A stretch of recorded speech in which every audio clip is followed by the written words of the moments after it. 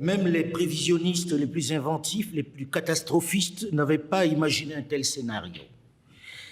Arrêt complet de pans entiers de l'économie, fermeture des usines, fermeture des frontières, fermeture des ports, des ruptures d'approvisionnement en matières premières et en intrants, arrêt complet du travail, confinement et couvre-feu, et j'en passe.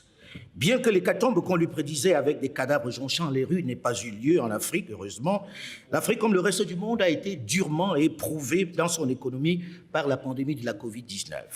Au moment où le monde entier, un peu sonné, toujours inquiet, semble progressivement reprendre vie, quel bilan? Comment relancer cette économie après un tel coup d'arrêt? Dans le cadre de la conférence débat risque pays organisée par Bloomfield Investment Corporation, le premier cabinet de notation pays d'Afrique francophone à Abidjan, la Côte d'Ivoire, première économie de la sous-région d'Afrique de l'Ouest, est à l'étude. Comment a-t-elle supporté le choc? Même si ces derniers jours, le débat politique avec le retour annoncé de Laurent Gbagbo le 17 juin prochain a dominé l'actualité, la principale préoccupation ici est comment faire repartir l'économie de ce pays. Bonjour à tous et bienvenue dans le débat africain qui est aujourd'hui à Abidjan, la capitale économique ivoirienne, avec sur ce plateau plusieurs invités prestigieux.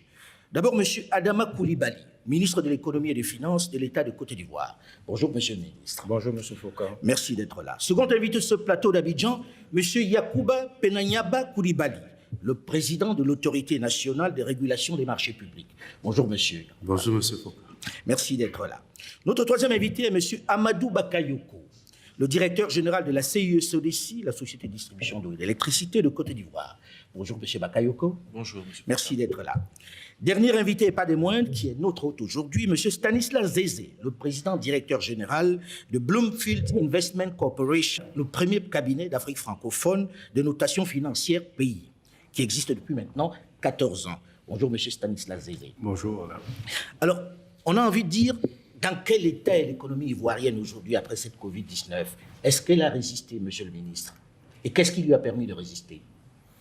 Oui, M. Foucault, l'économie ivoirienne a résisté et elle a bien résisté parce qu'en 2020, comme vous le savez, nous avons enregistré, contrairement à beaucoup d'autres pays, un taux de croissance non seulement positif, mais qui a été évalué à 1,8%.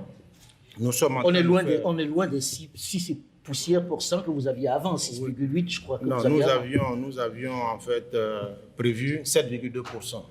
Donc notre économie a été ralentie du fait des effets de la Covid.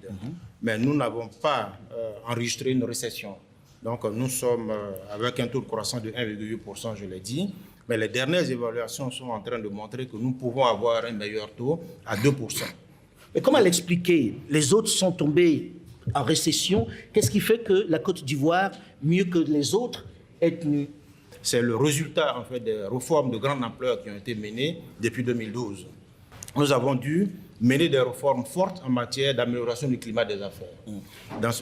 Dans ce cadre-là, nous avons créé ce qu'on appelle des guichets uniques de formalités d'entreprise pour faciliter en fait la création d'une entreprise. Mais quand on écoute ça, Monsieur le ministre, je vous interromps, parce que quand on écoute ça, on se dit, on a toujours pensé que la fermeture des frontières, la difficulté de s'approvisionner allait tout de suite faire s'effondrer les économies africaines. Comment expliquer que pendant cette période, quand même, les gens aient continué de vivre? Ça veut dire qu'il y a une certaine indépendance de l'économie ivoirienne? Non. La stratégie qui a été adoptée d'abord pour répondre en fait à la Covid, sur le plan sanitaire, il n'y a pas eu en Côte d'Ivoire, comme dans les autres pays, un confinement général. Le Grand Abidjan a été isolé et ensuite tous les cas qui avaient été identifiés à l'intérieur du pays ont été rapatriés sur Abidjan pour être pris en charge. Donc ça, c'est déjà... Dans le reste du pays a fonctionné? Le reste du pays a fonctionné sans difficulté parce qu'en fait, nous avons enregistré des cas importés. Il y a un seul aéroport à Abidjan et on a vu que si on contrôlait véritablement le foyer que constitue Abidjan, il n'y aurait pas à avoir de problème. Ensuite, nous avons mis en place des programmes d'accompagnement des entreprises, notamment les grandes entreprises et petites entreprises, à travers un plan de soutien économique et humanitaire, parce que ce plan accompagnait également les populations fragilisées. Et ce plan et le plan de riposte sanitaire ont permis effectivement de donner une réponse aux préoccupations des entreprises. Parlant des entreprises, vous savez que les entreprises avaient des problèmes en fait, de trésorerie. Elles avaient des problèmes pour faire face à la gestion de leur personnel dans un contexte où tout était ralenti. Donc nous avons mis en place ce plan, premièrement pour régler les problèmes de trésorerie des entreprises, deuxièmement pour maintenir les emplois parce qu'il ne fallait pas que les gens... On va en parler justement, on va revenir aux entreprises et puis dans peut-être un troisième point, il s'agissait pour nous de préparer la reprise post-Covid. On va parler de la reprise post-Covid et des entreprises dans un instant. Là, je me tourne vers M. Zézé. Vous qui avez fait ce rapport, cette notation, est-ce qu'aujourd'hui, on peut dire que la Côte d'Ivoire est sortie d'affaires? Est-ce que vous pensez qu'on réamorce la pente là, maintenant? Oui, on peut dire qu'on réamorce la pente. Ceci dit, au premier trimestre, on a vu une certaine embellie de certains indicateurs économiques, mais il est important aujourd'hui de plutôt repenser de façon plus profonde la capacité même de faire face à ce genre de pandémie. Il y a des réformes qui ont été faites, comme le ministre a dit depuis longtemps, qui ont donné ses résultats, mais je crois que davantage de réformes permettront d'avoir une résilience beaucoup plus importante. Aujourd'hui, il est important d'avoir une résilience beaucoup plus importante. Vous savez pourquoi? Parce que l'économie mondiale a été fermée pendant une certaine période. Personne ne dit qu'à la prochaine pandémie, l'économie du monde ne sera pas fermée pendant 6 mois, 1 an, 2 ans. Est-ce qu'à ce moment-là, la Côte d'Ivoire a la capacité justement d'avoir cette résilience? Aujourd'hui, il s'agit de la renforcer. Elle existe, il y a des fondamentaux, il y a une économie qui est diversifiée, mais aujourd'hui, il s'agit de la transformer. Et je crois que, comme le ministre a dit, c'est le 3e PND.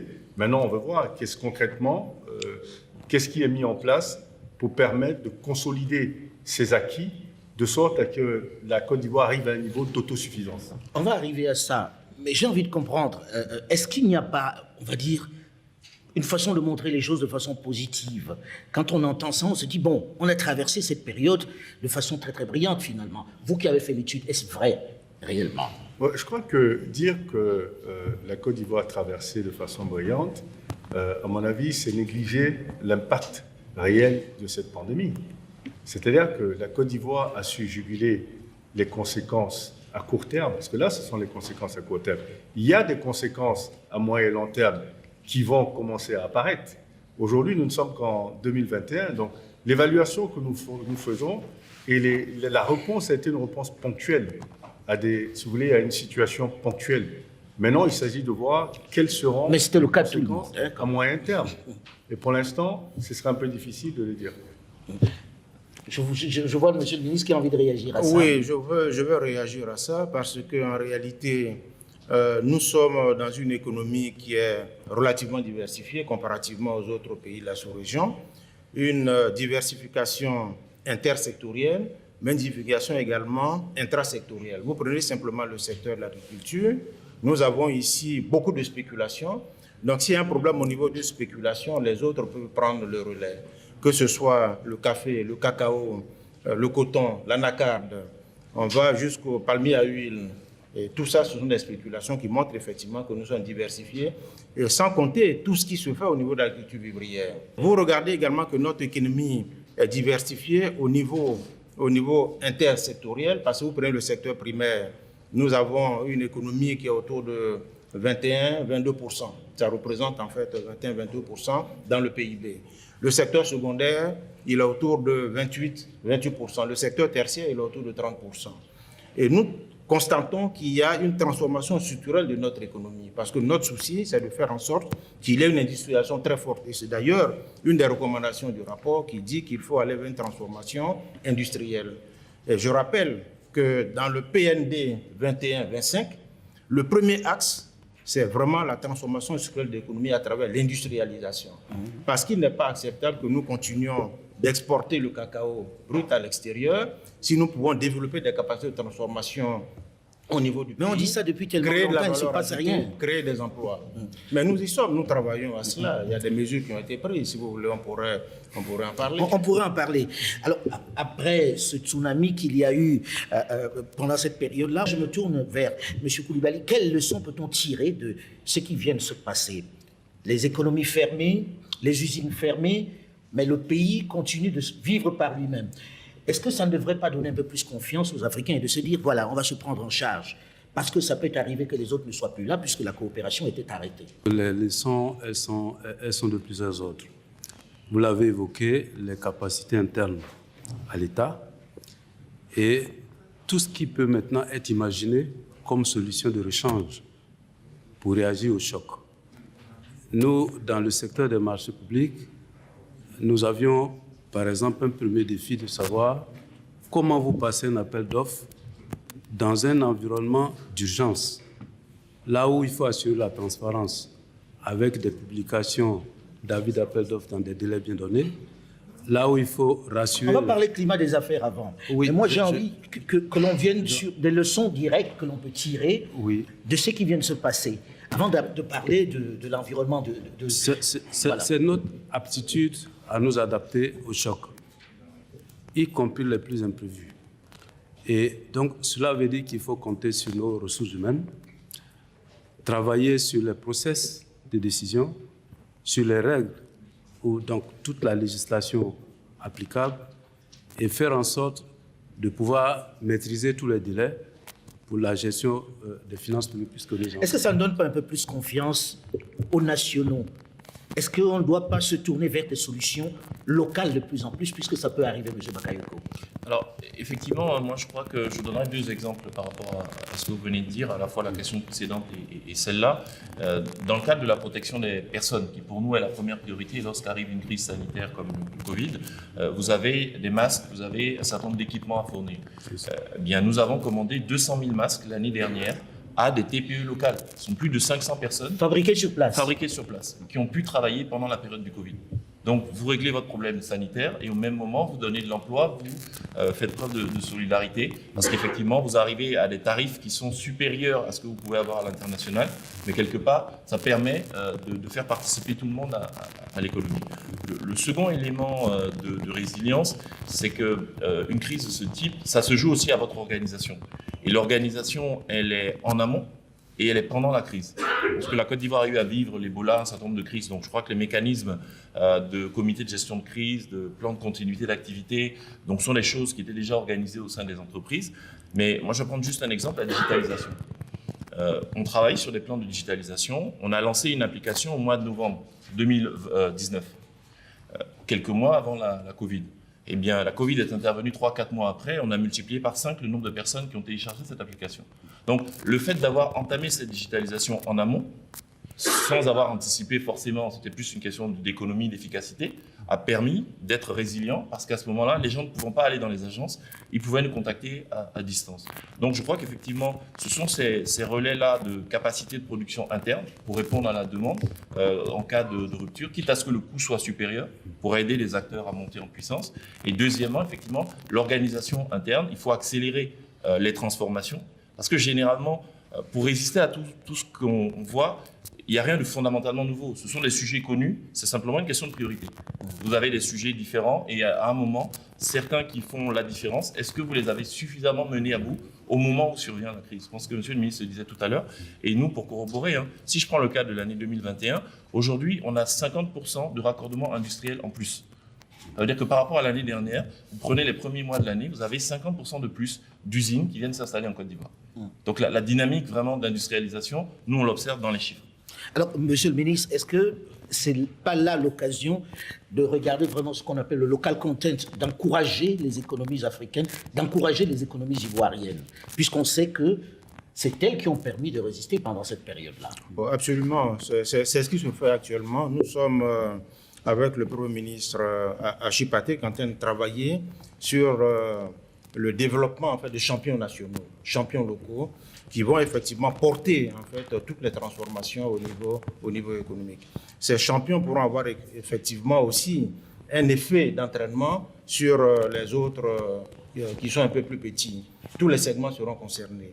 Nous venons d'adopter d'ailleurs au niveau du gouvernement un texte sur le secteur de l'énergie visant à faire en sorte que les grands majors, les investisseurs internationaux puissent s'appuyer sur des acteurs locaux des différents secteurs pour pouvoir mener leurs investissements. Ce qui permet effectivement de régler ce que vous dites là.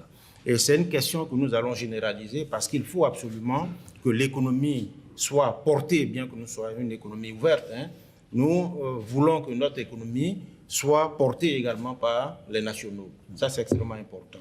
Donc c'est pour cela que nous allons accompagner en fait le développement des champions nationaux. Quand on parle de champions nationaux, ce n'est pas des grands seulement, c'est aussi en fait des jeunes pousses qu'on peut encourager, surtout dans des secteurs comme le digital. Il y a tellement d'intelligence, tellement de jeunes innovants, tellement de jeunes brillants qu'il faut effectivement aller avec eux pour les accompagner, pour qu'ils puissent grandir. Lorsqu'on parle de relance, Stanislas Zézé, comment vous voyez cette relance, vous qui avez fait cette étude? Je me réjouis de ce que le ministre est dans une intention avec le gouvernement de commencer à renforcer les capacités locales et renforcer l'économie domestique, parce que c'est de ça qu'il s'agit.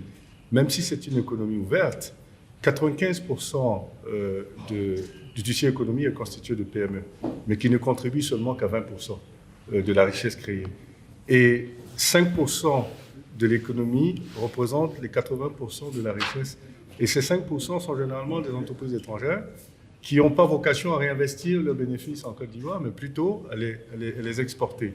Et donc je crois que renforcer l'économie domestique devrait être la clé de voûte du redémarrage. Donc les champions, c'est une initiative extraordinaire. J'espère que cette fois-ci, ce sera la bonne, parce que c'est vrai que pendant longtemps, il y a eu question de renforcer les capacités de champions nationaux. Mais c'est ça la clé pour moi, avoir de bonnes PME. Il ne suffit pas d'avoir des PME ou créer des entreprises, mais il s'agit d'avoir de PME qui soient solides, une capacité justement de délivrer.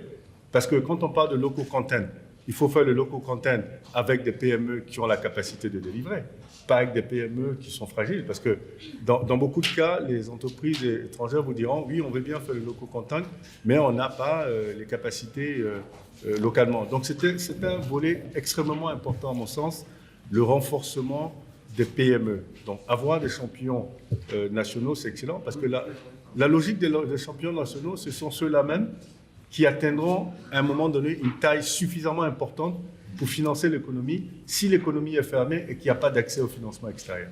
Alors il faut un environnement économique viable, il faut un environnement économique où les process sont bien déterminés. Généralement, les PME vous disent, oui, les marchés, on n'arrive pas à les avoir parce que c'est toujours entre les copains ou bien on ne remplit pas les conditions pour pouvoir y arriver. Est-ce que dans ce sens-là, vous avez déjà travaillé pour que tout le monde puisse maintenant y participer et qu'il n'y ait pas des exclus, que ce ne soit pas l'affaire des grandes firmes qui arrivent, M. Yacouba? Nous y avons travaillé depuis très longtemps. Je dois rappeler que le Code des marchés publics de 2005 avait déjà commencé à indiquer les pistes. Mais en 2009, le gouvernement a pris un code beaucoup plus ouvert. Mais 2015 a été le point de départ de l'engagement marqué du gouvernement d'accompagner les PME. Des mesures ont été prises en juillet 2015, assouplissant les conditions d'accès au marché public. Est-ce que c'est transparent? Parce qu'on a toujours le sentiment que ça se passe toujours sous cap. Permettez que je termine sur les mesures, c'est important. On a permis, pratiquement exigé, à l'ensemble des maîtres d'ouvrage de dégager une marge de 20% qui vient d'être portée en 2019 à 30% de leur budget d'investissement à réserver aux PME dans le cadre des marchés. Et M. le ministre peut le confirmer, chaque trimestre, quand son collègue du budget rend compte de l'exécution des marchés publics, on voit la part qui revient aux PME chaque année. Côté transparence, les procédures sont décrites. Je peux vous dire qu'en matière de marché, c'est pratiquement comme nous, on a l'habitude de le dire aux sessions de formation, c'est l'un des rares concours où on vous donne le sujet, on vous donne pratiquement le corrigé. Si vous êtes capable, vous avez confiance en vos capacités, vos ressources humaines, vos moyens financiers pour mobiliser pour exécuter le marché. Si vous savez calculer vos prix, vous pouvez déjà savoir si vous remportez ou pas un marché. C'est vraiment clair. C'est transparent. Voilà. Donc, la transparence est renforcée à notre niveau, d'ailleurs. En tant que régulateur, permettez que j'en dise un mot. Le conseil de régulation que j'ai l'honneur de présider est composé de 3 collèges. Vous avez le collège de l'administration publique, le collège du secteur privé, le patronat et les PME. Vous avez le collège de la société civile. Donc, il n'y a pas que l'administration publique qui, à travers ses fonctionnaires, s'enferme pour décider des choses, mais il y a les autres acteurs qui sont associés, qui apportent leur contribution, leur regard extérieur, leur critique et qui font avancer déjà la définition des politiques et qui gèrent les recours avec nous. Donc il y a une panoplie de mesures. Ça veut dire que c'est plus rapide aujourd'hui parce que ce qu'on vous reproche généralement, c'est la longueur du processus pour attribuer le marché. La longueur, elle est naturelle. Je vous donne juste un exemple. Un appel d'offres international, vous devez publier l'avis sur 45 jours. Un appel d'offres national, c'est 30 jours. Or, le gouvernement a imposé que nous puissions passer le marché en moins de 100 jours.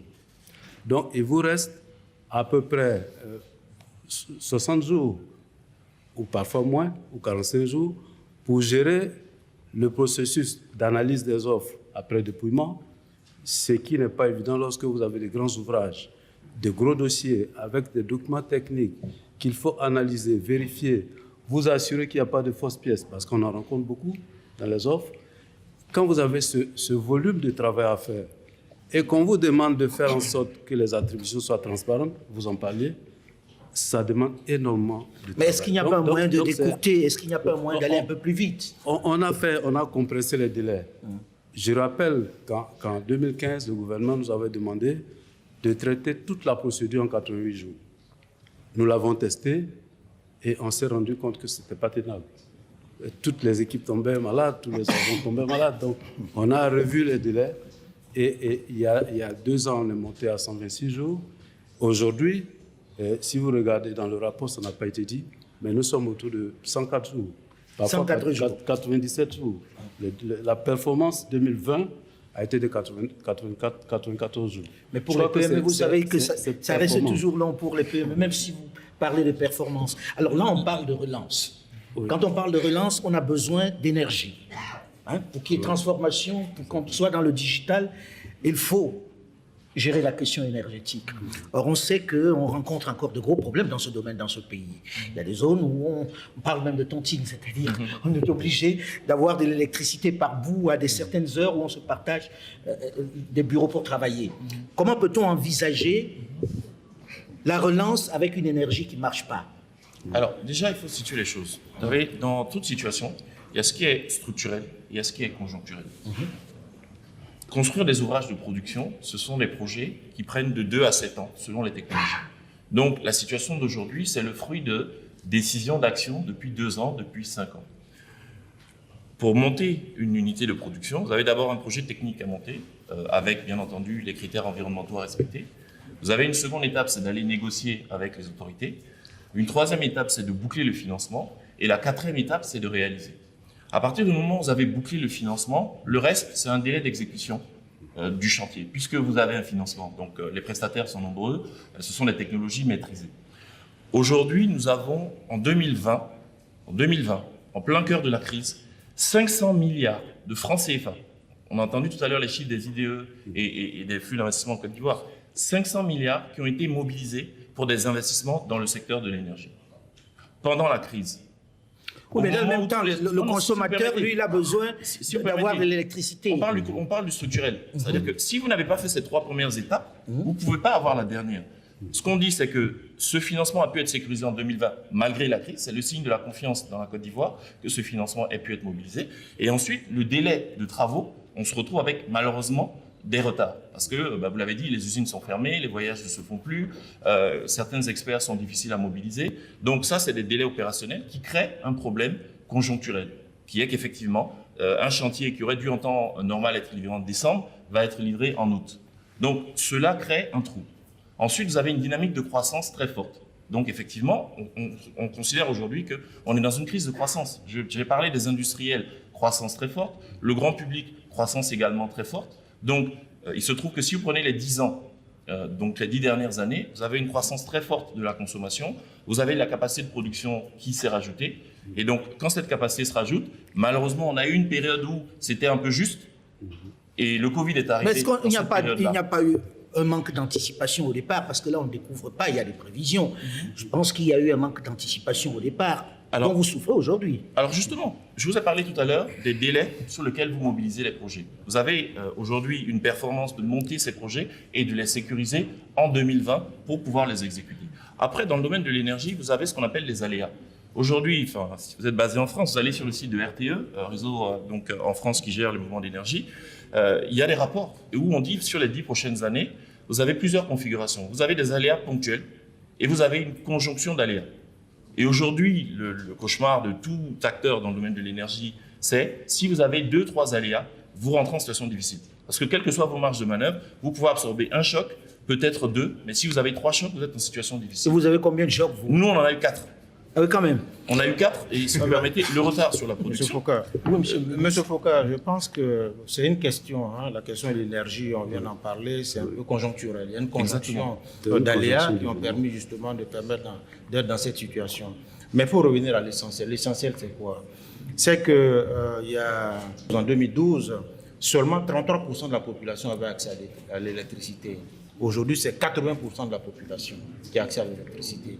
Je pense qu'on ne peut pas passer sous silence cela, sous le couvert qu'effectivement on a un problème conjoncturel qui, au demeurant, va être résorbé au cours des prochaines semaines. Donc il y a des efforts importants qui ont été faits. On a envie d'entendre, Monsieur le ministre, parce que l'Ivoirien qui regarde se dit quand est-ce que je vais avoir vraiment cette énergie? Et cette relance dont on parle, est-ce que je vais avoir l'énergie pour pouvoir y participer? Dans combien de temps cette question de l'énergie va être résolue? Parce que c'est central, ce n'est pas un détail. Oui, mais les services y travaillent. Je pense qu'on parle de fin. Tout à fait, dans les prochaines semaines. Dans les prochaines semaines. Si vous permettez 2 secondes, je vais, pour compléter ce que M. le ministre a dit. Lorsqu'on veut parler d'énergie, il y a 3 grands éléments techniques. Le premier, c'est l'accès. Comme l'a dit M. le ministre, la progression est extraordinaire. On est passé de 2000 localités en 2011 qui avaient accès à plus de 6000 localités. On a un programme d'électricité pour tous. On est passé d'1 million de clients à 3 millions de clients. Et l'année dernière, on a reçu un prix, le prix Edison, qui est un prix mondial des sociétés d'électricité décerné aux États-Unis, sur la politique d'accès qui a permis à des centaines de milliers de foyers d'accéder à des tarifs très faibles à l'énergie. Donc, sur l'accès, la performance est remarquable. Le second critère, c'est la qualité en temps normal. La qualité de service, on avait effectivement un critère qu'on appelle le temps moyen de coupure. On était à plus de 3 heures de coupure par mois. En 2020, on a fini à un peu plus d'1 heure et demie de coupure. Donc on a quand même une réduction drastique. Et vous avez d'autres pays, on ne va pas les citer, parmi les plus grandes économies africaines, qui sont à 2-3 heures par mois. Donc progression significative qui a été faite à ce niveau-là. Le troisième critère, c'est la résilience. C'est la capacité à pouvoir absorber plus ou moins les chocs. Donc nous sommes des pays en émergence, donc développement, qui doivent gérer le problème de l'accès, qui doivent gérer le problème de l'amélioration de la qualité et qui doivent en même temps gérer la problématique de la capacité à être résilient. Ça fait beaucoup. Ça fait beaucoup. Alors, l'autre aspect, et beaucoup de personnes m'ont demandé de ne pas passer sous silence cette question, c'est est-ce qu'on a besoin d'aller chercher de l'argent pour cette relance-là? Faisant évidemment allusion à cette rencontre sur les économies africaines à Paris. Stanislas Zézé, est-ce qu'on a besoin d'aller chercher de l'argent? Et est-ce que ça change quelque chose, ce qui a été fait à Paris sur les économies africaines? J'en parle d'abord avant de revenir au ministre sur la question. Je crois que le résultat du sommet part de lui-même. Les montants proposés sont des montants très faibles comparés aux besoins. Et je crois qu'aujourd'hui, les pays africains devraient peut-être se concentrer sur développer leur propre marché de capitaux. Quand je vois les montants qui sont levés sur les marchés internationaux, évidemment, ce ne sont pas des montants qui ne peuvent pas être levés sur le marché des capitaux en Afrique si on lève toutes les barrières qui font aujourd'hui que les marchés des capitaux ne sont pas développés. Vous avez, premièrement, les barrières frontalières, de savoir qu'un pays de l'UEMOA, par exemple, ne peut pas emprunter dans la CEMAC, ne peut pas emprunter en Afrique du Sud. Ces barrières, si elles tombent, évidemment, ça permettrait d'avoir un marché plus important. Les types de produits qu'on propose sur les marchés des capitaux, aujourd'hui, pour les pays, c'est toujours les mêmes produits. Les obligations, à un moment donné, peut-être qu'il faut diversifier ces obligations, proposer autre chose, parce que les investisseurs sont là, mais vous avez différents types d'investisseurs. Quand on a introduit le sukuk, ça créait un nouveau type d'investisseur. Évidemment, ça a renforcé la profondeur du marché. Quand ils ont introduit le green bond, donc l'obligation verte, également. Donc ça veut dire que plus il y aura de nouveaux produits, plus il y aura certainement de la liquidité. Mais moi, je pose la question du profane. Hein. C'est ce que les gens m'ont posé comme question. Combien on a donné à Paris? Et est-ce que ça va vous aider vraiment? Était-ce vraiment nécessaire? Est-ce qu'on avait besoin que toutes ces nations soient à Paris pour recevoir cette manne-là, Monsieur le ministre? Oui, c'est tout à fait nécessaire parce que, comme vous le savez, pour financer en fait, les priorités d'un pays, il y a en fait les ressources intérieures. Si les ressources intérieures sont suffisantes, comme vous l'avez dit, il n'est pas nécessaire d'aller chercher des ressources à l'extérieur. Mais il se fait que, en tout cas sur le continent, les ressources intérieures sont généralement insuffisantes. Donc, on est obligé d'aller recourir en fait aux emprunts pour financer nos priorités. Mais est-ce qu'il n'y a pas un problème de levée des ressources intérieures? Est-ce qu'il n'y a pas, on va dire, une démarche qui n'est pas suffisamment approfondie pour lever des ressources à l'intérieur? Monsieur Foucault, laissez-moi aller jusqu'au bout de ma logique, ensuite on va revenir sur la question. Alors, on va à l'extérieur simplement parce qu'on a besoin de lever des ressources additionnelles pour pouvoir financer nos priorités. Concernant Paris, effectivement, il y a eu donc une évaluation qui a été faite qui montre que sur la période 2021-2025, l'Afrique a besoin de 425 milliards de dollars pour pouvoir justement effacer totalement les effets de la crise de la Covid. Donc, il y a eu une bonne initiative au niveau du FMI qui vise à allouer des ressources au DTS à hauteur de 650 milliards. DTS, droits de tirage DTS, droits de tirage spéciaux. Et ces DTS, en fait, sont alloués selon les quotas des différents pays. Quand vous prenez l'Afrique tout entière, l'Afrique a un quota de moins de 5%. Donc, si on prend ça, ça veut dire que c'est 33 milliards qu'on aura. 33 milliards qu'on aura. Quand on prend l'Afrique subsaharienne, c'est autour de 20-25 milliards. Mais en réalité, les pays occidentaux qui ont besoin de ces ressources-là, enfin qui disposent de ces ressources, n'en ont pas réellement besoin. Donc à Paris, il a été acté que ces ressources soient mises à la disposition des pays africains pour leur permettre de pouvoir justement relancer leur économie. Mais ça ne va pas se mettre à disposition comme ça. Il faut un effet de levier, parce que ce n'est pas grand-chose non plus, ça ne peut pas permettre de régler totalement les problèmes.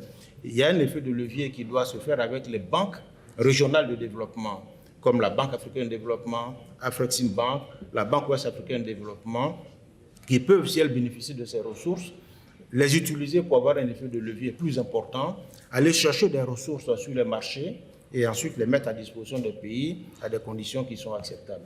Voilà ce qui a été acté au niveau de Paris. Je pense que c'est une excellente chose parce qu'autrement, les pays africains n'auraient pas de ressources suffisantes pour pouvoir faire face justement aux effets de la Covid. Je vous voyais dubitatif, Ouais. M. Zézé. J'entends bien ce que le ministre dit, mais je crois qu'à un moment donné, il va peut-être falloir que les pays africains pensent plutôt à augmenter justement leur capacité de ressources propres. Je crois que les emprunts devraient être des ressources additionnelles, mais pas des ressources principales.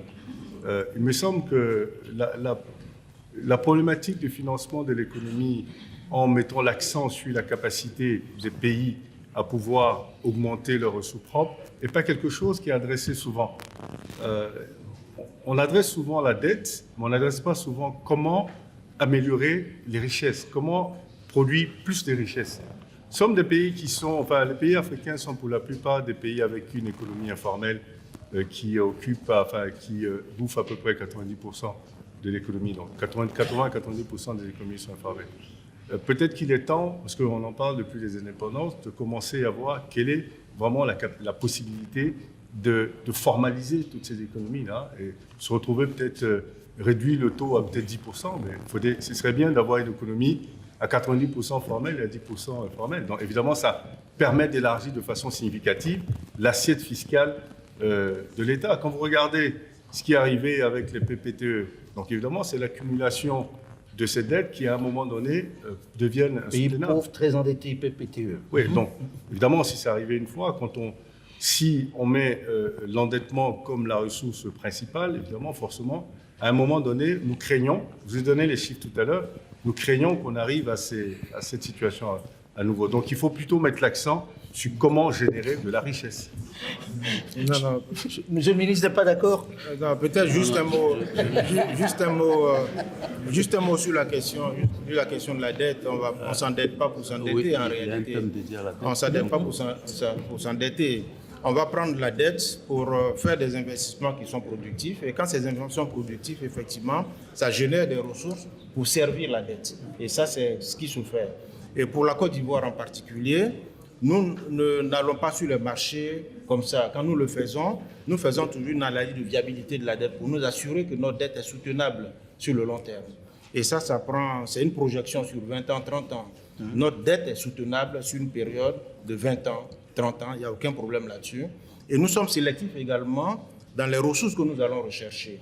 Alors pour revenir aux ressources intérieures, le ministre du Budget, le ministère du Budget pourrait en parler de façon extensive. Il y a des efforts importants qui sont faits justement pour collecter plus de ressources domestiques, notamment à travers la digitalisation. Parce que l'expérience a montré que là où il y a de la manipulation humaine, il y a effectivement des risques de déperdition. Donc en digitalisant, on règle les problèmes de façon très nette. Il y a cette piste qui est en train d'être explorée. La question de la formalisation du secteur informel fait l'objet également de réformes.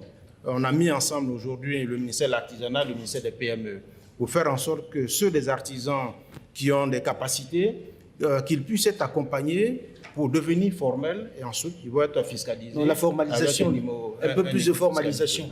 Là, je voulais faire réagir M.